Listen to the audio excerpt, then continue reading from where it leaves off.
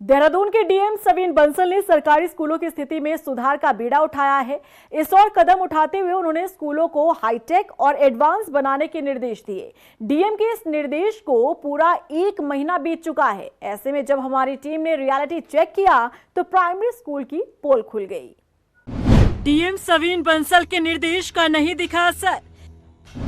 Primary school में असुविधाओं का अंबार, न बैठने के लिए डेस्क, न खेलने के लिए सही प्लेग्राउंड। देहरादून डीएम सवीन बंसल ने स्कूलों को एडवांस बनाने का जिम्मा उठाते ही निर्देश जारी कर दिया। स्कूल में बच्चों के बैठने के लिए डेस्क की व्यवस्था हो, मूलभूत सुविधाएं हो, स्मार्ट क्लास बनाई जाए। अब डीएम के इस निर्देश को पूरा 1 महीना बीत चुका है, लेकिन स्कूलों की तस्वीर जस की तस बनी है। दरअसल जब हमारी टीम ने स्कूल पहुंचकर रियलिटी चेक किया तब स्कूल की पोल खुल गई। अब हम पूरा 1 महीने बाद देहरादून के दूरस्थ क्षेत्र में तो नहीं है, बल्कि देहरादून के बीचों बीच शहर के आप देख सकते हैं ब्राह्मणवाला रायपुर विधानसभा में पड़ता है और एक प्राइमरी स्कूल में आ रखे हैं।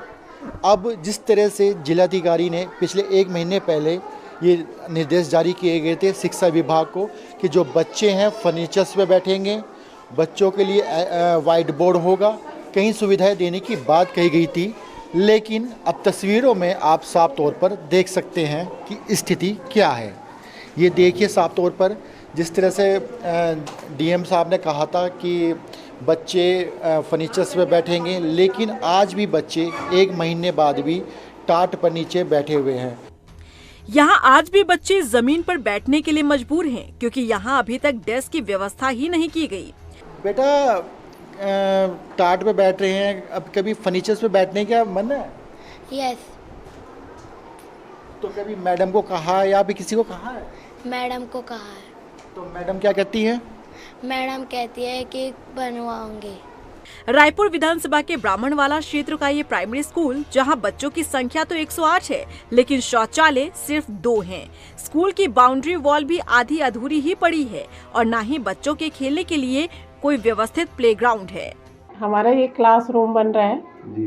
तो फर्नीचर है हमारे पास, वहाँ जो एक्स्ट्रा रूम है जो बंद पड़ा हुआ है तो वहाँ रखा हुआ है हमने, तो यहाँ दिक्कत हो रही बैठने में।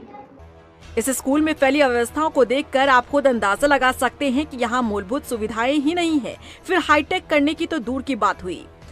वह स्कूल की बदहाली को लेकर डीएम सवीन बंसल का कहना है कि ऐसे स्कूलों को चिन्हित कर लिया गया है और शिक्षा विभाग को नवंबर आखिरी तक समय दिया गया है। हमने प्रोजेक्ट उत्कर्ष के तहत ये रिजॉल्व किया था कि हमारे जितने भी जनपद में गवर्नमेंट से स्कूल्स हैं, inter, junior high, primary schools, इन सब में कुछ मॉडर्न फैसिलिटीज़ देने की आवश्यकता है, इनको मॉडर्नाइज करने की आवश्यकता है, जिससे बच्चों में कॉन्फिडेंस डेवलप हो और जो आज का हमारा आधुनिक युग है उससे वो अब्रेस्ट रह सकें। जैसे white boards, sufficient lighting in the classrooms, जिससे उनका पढ़ाई के प्रति रुचि बढ़े, उनका रिटेंशन बढ़े स्कूल्स में। Furniture is one of the component in this project Utkarsh. So ऐसे स्कूल्स मैप कर लिए गए हैं और चरणबद्ध रूप से उन स्कूल्स में फर्नीचर अवश्य आएगा। हैरानी की बात है कि एक तरफ जिलाधिकारी निर्देश जारी करते हैं स्कूलों में सुधार को लेकर, तो वहीं दूसरी तरफ निर्देश की अनदेखी की जा रही है। सवाल है कि जो डेडलाइन डीएम की तरफ से दी गई है, क्या समय रहते उस पर अमल किया जाता है या फिर नहीं। रफ्तार मीडिया के लिए देहरादून से हिमांशु चौहान के साथ ब्यूरो रिपोर्ट।